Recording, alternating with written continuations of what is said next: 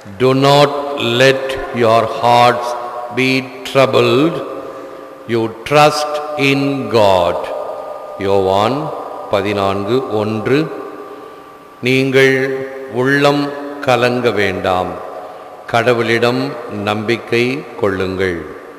இது கிறிஸ்து வழங்கும் வாழ்வு தரும் நற்செய்தி. கிறிஸ்துவே உமக்கு புகழ்.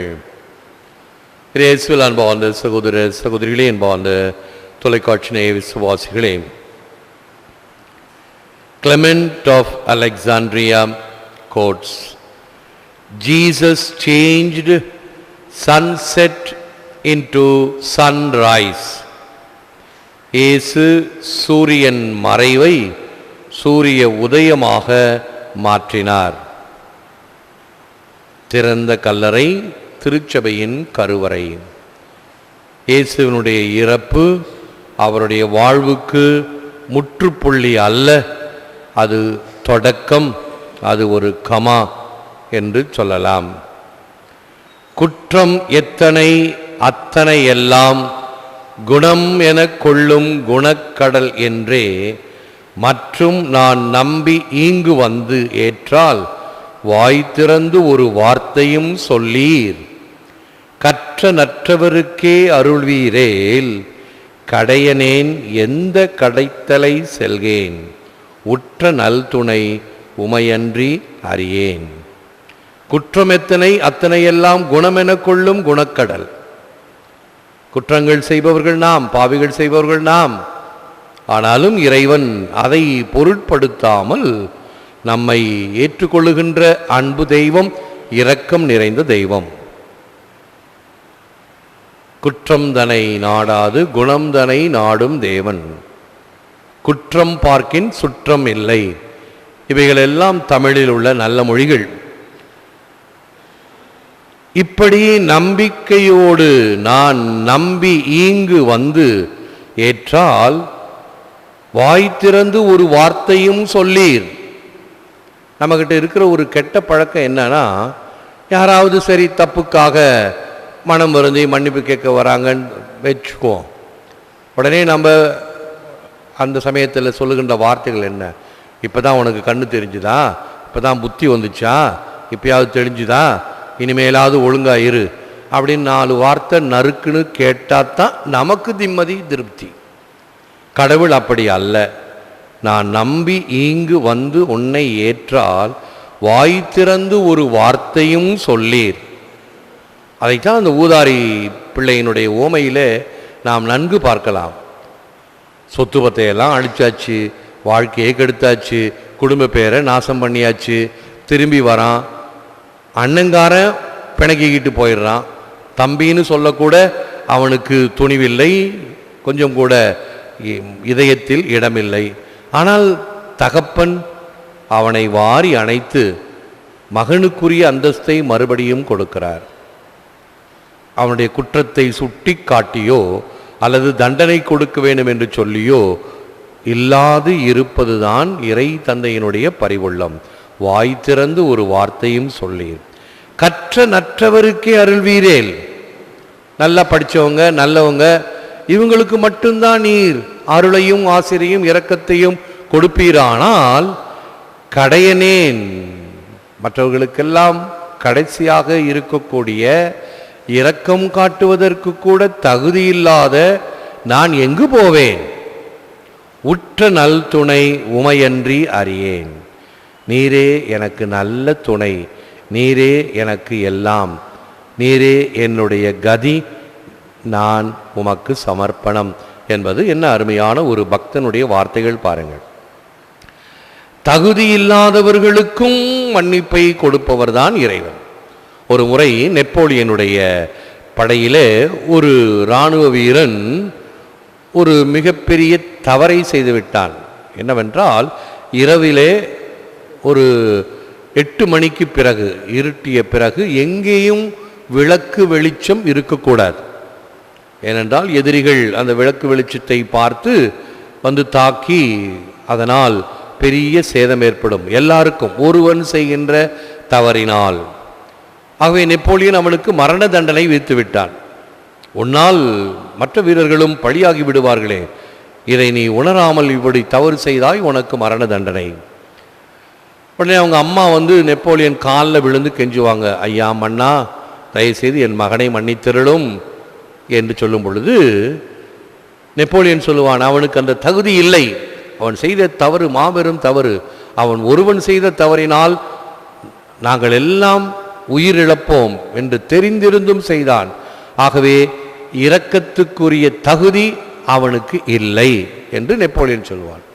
அப்போ இந்த அம்மா கேட்பாங்க, அந்த கனானிய பெண்ணை போல, ஐயா மன்னா, அந்த இரக்கத்துக்குரிய தகுதி அவங்கிட்ட இருந்ததுன்னா நான் ஏன் மன்றாடுகிறேன்? அவனுக்கு தகுதி இல்லை என்று எனக்கு தெரியும், இருப்பினும் என்னுடைய மன்றாட்டுக்கு இறங்கி அவனை மன்னித்தருளும் என்று சொன்ன பொழுது நெப்போலியன் சற்று துணுக்குருவான். இந்த தாயினுடைய உள்ளத்தை பாருங்கள். தகுதியில்லாதவனுக்கும் இரக்கத்தை தர வேண்டும் என்று கெஞ்சுகின்ற தாயின் வேண்டுதலுக்காக அவனை மன்னித்து விடுவானாம். ஆகவே கடையனேன் எந்த கடைத்தலை செல்கேன், நான் எங்கு செல்வேன், உற்ற நல் துணை உமையன்றி அறியேன் என்பதும், the whole goal of religion is not to get us into heaven but to get heaven into us. ஒரு மதத்தினுடைய தன்மை நம்ம எல்லாம் அப்படி கொண்டு போய் மோட்சத்தில் சேர்க்கணும் என்பது அல்ல, அந்த மோட்சத்தை இங்கு கொண்டு வர வேண்டும். அதை தான் நம்ம கைவிரித்து மாஞ்சு மாஞ்சு ஜெபிக்கிறோம், உமது அரசு வருக, உமது அரசு வருக. அதை புரிந்து செய்கிறோமா? உமது அரசு வருக என்றால் இறைவனுடைய அரசு இங்கு வரும் பொழுது அதனுடைய தகுதிகளுக்காக, அதனுடைய எதிர்பார்ப்புக்கு தகுந்தவாறு அல்லவா நம் வாழ்வு இருக்க வேண்டும். இன்றைக்கு தேர்தல் முடிவுகள் வரப்போகிறது, யார் நாட்டை ஆளப் போகிறார்கள் தெரியவில்லை, இன்னும் ஒரு சில மணி நேரங்களிலே தெரிந்துவிடும். அப்படி இருக்கும் பொழுது எப்படிப்பட்ட அரசு மக்களுக்கு தேவை, எப்படிப்பட்ட அரசை அவர்கள் கொடுக்க வேண்டும் என்பது மக்களுடைய எதிர்பார்ப்பு ஒரு பக்கம், ஆனால் ஆளுகின்ற தலைவர்களுடைய கண்ணோட்டம் வேறு பக்கம் இருக்கும் பொழுது அதில் எவ்வளவு மன கஷ்டம், எவ்வளவு ஏமாற்றம், எவ்வளவு வளர்ச்சி இல்லாத தன்மை, குறைபாடுகளை நாம் பார்க்கிறோம். அப்படி குறைபாடுகள் இல்லாமல் இறை அரசு வர வேண்டும் என்பதை உணர்ந்து ஜெபிக்கின்ற தன்மையிலே ஒவ்வொரு முறையும் கர்த்தர் கற்பித்த ஜெபத்தை சொல்லும் பொழுது ஜெபிக்க வேண்டும். நான் அடிக்கடி ஒரு சின்ன உதாரணம் சொல்வேன். இந்த பண்ருட்டி பக்கத்தில் பணிக்கங்குப்பம் பங்கில் ஒரு சில மாதங்கள் பணியாற்றினேன். எல்லா பங்குகளிலும் இந்த முதல் வெள்ளி முதல் சனி பக்தி முயற்சிகளை உருவாக்குவேன். அந்த பங்கில் இருந்தால் அதை இன்னும் சிறப்பாக்குவது, இல்லை என்றால் அங்கு உருவாக்குவது. அப்படி உருவாக்கும் பொழுது முதல் வெள்ளிக்கிழமை இயேசுவின் திருடைய சிறிய தேர்பவனி, சனிக்கிழமை மாதாவினுடைய தேர்பவனி. அப்பெல்லாம் இந்த ஃப்ளக்ஸ் போர்டு, இந்த டிஜிட்டல் போர்டெல்லாம் வராத காலம். ஆகவே ஒரு ஹார்ட் போர்டில் உமது அரசு வருக என்று அந்த சுவிட்ச் போர்டு கட்டிங் கடையில் கொடுத்து வெட்டி எடுத்துட்டு வா அப்படின்னு சொல்லி ஒரு பையனை அனுப்பினேன். நம்ம நினைக்கிறது ஒன்று, நடக்கிறது ஒன்று தானே எப்பொழுதும் நடக்கும். அவன் போய் வெட்டி எடுத்து அந்த எழுத்தை மட்டும் தனியாக கொண்டு வந்துட்டான். அவன் ஃபாதர் எழுத்து தானே கேட்டார், உமது அரசு தனித்தனியாக வந்தது.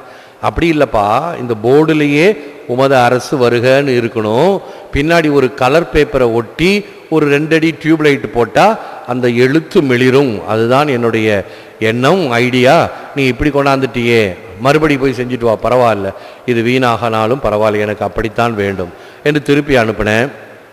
மறுபடியும் ஏதாவது தப்பு செஞ்சிட போகிறாங்கன்னு சொல்லி நானே போனேன் பண்ருட்டியில். அது அவ்வளமாக கிறிஸ்துவம் இல்லாத ஒரு ஊர். அங்கேயில் எல்லாம் மஃப்டியில் தான் போனேன். அந்த கடைக்கு போய் நின்று பார்க்குறேன். அவன் இப்போ சரியாக செய்கிறான். அப்பா அவன் ஒரு கேள்வி கேட்டான், என்ன சார் இது, எனக்கு புரியலையே அப்படின்னு. எதுப்பா உனக்கு புரியல? இது கொஞ்சம் யோசிச்சு மேலேங்களையும் பார்த்துட்டு, கள்ளு கடைக்கு விளம்பரமா சார்? இது எப்படிப்பா கள்ளு கடைக்கு விளம்பரம்னு சொல்கிற? 2 மது அரசு வருக, 2ஆம் நம்பர் கள்ளு கடை அப்படின்னு நினச்சிக்கிட்டான். மது அரசு வருக, அவனுக்கு தெரிஞ்சது அந்த அரசு தான். 2ஆம் நம்பர் கள்ளு கடைக்கு மது அரசு வருக, ஆகவே மக்களே வாங்க வந்து கள்ளு குடிங்க, சாராயம் குடிங்க அப்படின்னு ஒரு போர்டு வைக்க போறாராங்காட்டின்னு நினச்சி ஐயா மகனே, அப்படி அல்ல, இது மது அரசு அல்ல, உமது அரசு என்று கிறிஸ்துவினுடைய அரசை செய்வது. நீ வேணா ஒரு நாள் எங்கள் கோயிலுக்கு வந்து பாரு, நீ வெட்டி கொடுத்தது எங்கே வச்சிருக்கிறேன்னு பாரு.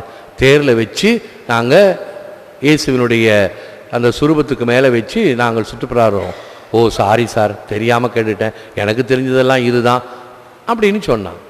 இப்படி இறைவனுடைய அரசை தெரியாமல், the goal of religion is not to get us into heaven, மோட்சத்தில் கொண்டு போய் சேர்ப்பதல்ல, அந்த மோட்சத்தை இங்கு கொண்டு வருவது. சில பேர் சொல்லுவாங்க, கோயிலில் வந்து வழிபாடுகள் பாடுகள் சிறப்புற அமைந்தால் ஐயோ மோட்சத்தில் இருக்கிறது போல இருக்குதுன்னு சொல்லுவாங்க. உண்மை, விண்ணகத்தினுடைய ஒரு முன்சுவை வழிபாடுகள் இறைவனோடு ஒன்று இணைக்கும் பொழுது அது மோட்சத்தினுடைய முன்சுவையாக, the preview, the pre-taste of heaven என்று சொன்னால் மிகையாகாது. ஒரு மதத்தின் குறிக்கோள் நாம் விண்ணகத்துள் நுழைவதல்ல, விண்ணகத்தை மண்ணகத்துள் கொணர்தல் என்பதும், Christ alone can fill the emptiness of the heart.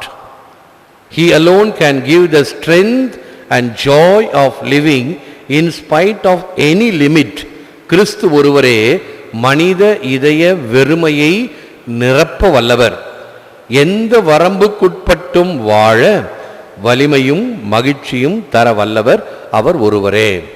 இப்பொழுது இந்த டிப்ரெஷன் அப்படின்னு சொல்றாங்க இல்லையா, தாழ்வு மண்டலம் உருவானது எனவே மழை பெய்யும் அப்படின்னு. தாழ்வு மண்டலம் என்றால் என்ன? டிப்ரெஷன் என்றால் ஒரு இடத்தில் வெற்றிடம் ஏற்படுதல். அந்த வெற்றிடம் ஏற்பட்டால் அந்த இடத்தை நோக்கி வேகமாக காற்று உள்ளே நுழைய முயற்சிக்கும். இதுதான் இயற்கையினுடைய தத்துவம். அப்படி காற்று வேகமாக வீசும் பொழுதுதான் மழை பெய்கிறது, பெருங்காற்று நமக்கு கிடைக்கிறது. எந்த வெற்றிடத்தை நோக்கி பலமான காற்று செல்லுதல். இதயம் வெறுமையாக வெற்றிடமானால் பல வகையான பிற தாக்குதல்கள், அதர் பிரஷர்ஸ் அந்த இதயத்துக்குள் நுழைய விரும்பும். அது பல வகையான பிரஷர்ஸாக இருக்கலாம். காசுக்காக, பொருளுக்காக, பெருமைக்காக, எனும் மதத்துக்காக, மதுவுக்காக, மாதுக்காக, இப்படி பல. எது உள்ள நுழையுதோ அது போய் ஆட்சி செய்யும். அப்படி என்றால் அதற்கு ஒரு ஈக்குவேஷன் நான் அடிக்கடி சொல்வேன். ஐ என்பது கேபிட்டல் லெட்டர், நேராகத்தான் அந்த கேபிட்டல் லெட்டர் எழுதப்பட வேண்டும், ஆங்கில இலக்கணம். ஆனால் அது வளைந்து கொடுத்து ஜீரோவாக மாற வேண்டும். ஜீரோவாக மாறினால் அது ஒரு பூஜ்ஜியம், ஒரு வெறுமை. அப்படி வெறுமையாக இருந்தால் மற்ற தாக்கங்கள் உள்ளே நுழைவதற்கு முன்னால் யூ என்ற எழுத்தை அதனுள் போட்டால், IOU, I am indebted to you, நான் உனக்கு கடன் பட்டிருக்கிறேன், நாம் பிறருக்கு கடமைப்பட்டிருக்கிறோம். நம்முடைய வாழ்வை எப்படி நேற்று பார்த்தோமோ பகிர்தல், கரிசனம், இவைகளை கொண்டிருத்தல் வேண்டும். அதுதான் வாழ்வினுடைய ஒரு சித்தாந்தம். நம்பிக்கை என்பது அதீதமான கற்பனை அல்ல, நெஞ்சத்தின் நப்பாசை அல்ல, ஆத்மாவின் சரணாகதி. அது சத்தியத்தால் எதுவும் சாத்தியம். இயேசுமா காவியம். இத்தகைய எண்ணங்களுடன் செபிப்போம், முழந்தாள் இருப்போம். Lord Jesus, I am just a human being that only knows doubts and fears.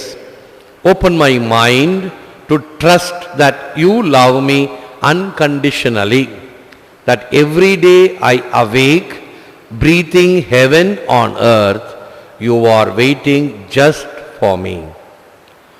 Send the Holy Spirit in others who love me too, who serve to remind me that you are holding a place for me in your embrace, where we shall all be one in love with you and with each other.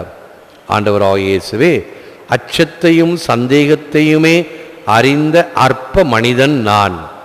அளவிலாத அன்பினால் என்னை அரவணைக்கின்றீர் என்பதை உணர என் சிந்தையை திறந்தருளும். மேலும் ஒவ்வொரு நாளும் மண்ணகத்தில் விண்ணகத்தை சுவாசிக்கவே எழுகிறேன். அதோடு நீர் எனக்காகவே காத்திருக்கிறீர் என்பதை எனக்கு உணர்த்தும். என்னை அன்பு செய்வோர் மீதும் எனக்கு நீர் ஏற்பாடு செய்திருக்கும் வான்வீட்டை நினைவுறுத்துவோர் மீதும் தூய ஆவியானவரை அனுப்பியருளும்.